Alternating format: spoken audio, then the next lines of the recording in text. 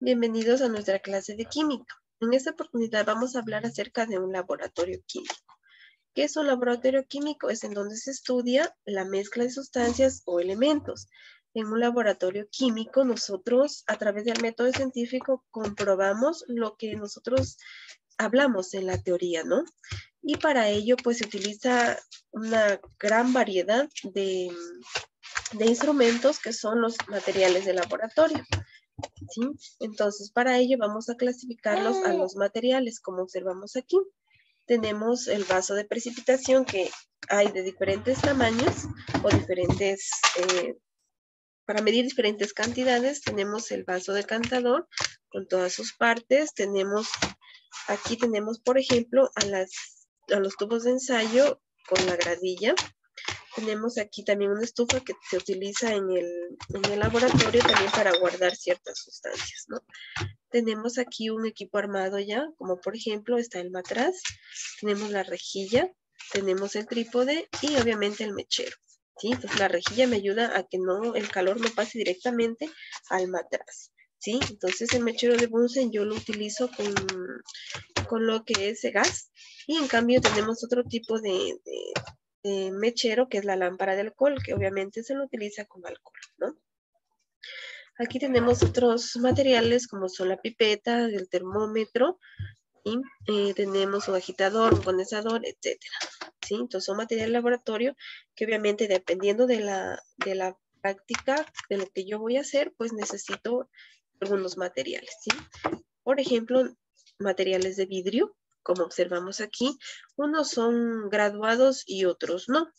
¿Sí? Es decir, me sirve para medir volúmenes y ciertas cantidades, ya sea de líquidos o sustancias, ¿no? Son térmicos ya que soportan grandes cantidades de calor. Otro tipo de material tenemos el metal, ¿sí? Los metales son buenos conductores del calor y de la electricidad, es decir, que soportan elevadas temperaturas, ¿sí?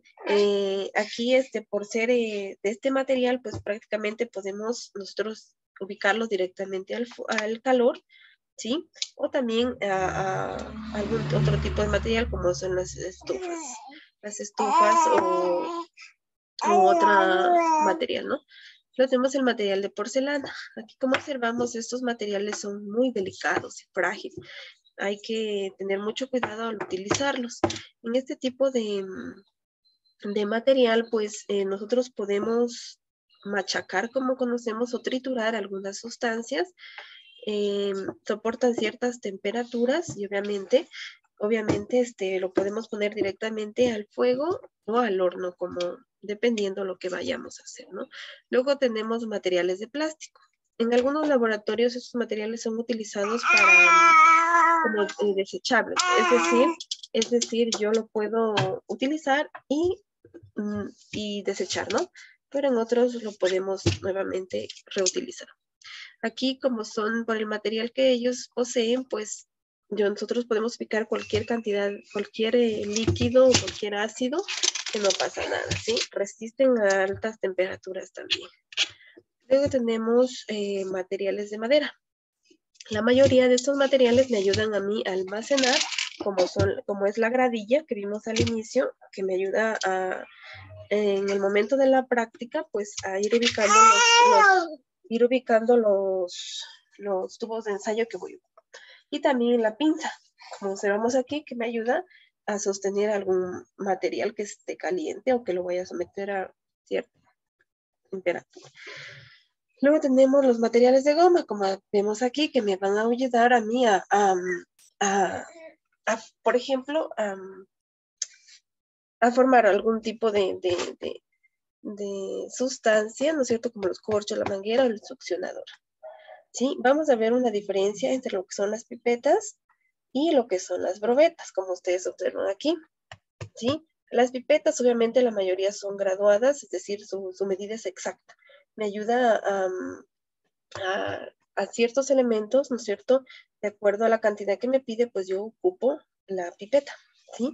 Y obviamente yo puedo pasar de un líquido o de un material a otro material este líquido. En cambio, las probetas sí también son graduadas y me pueden ayudar a mantener el líquido, en cambio, en la probeta, ¿sí? Igualmente, me ayudan a medir, pero no son cantidades exactas. ¿Sí? Entonces, cuando hablamos de material de laboratorio, tenemos que tener en cuenta el cuidado que tenemos que tenerle a cada uno de ellos. Muchas gracias por su atención.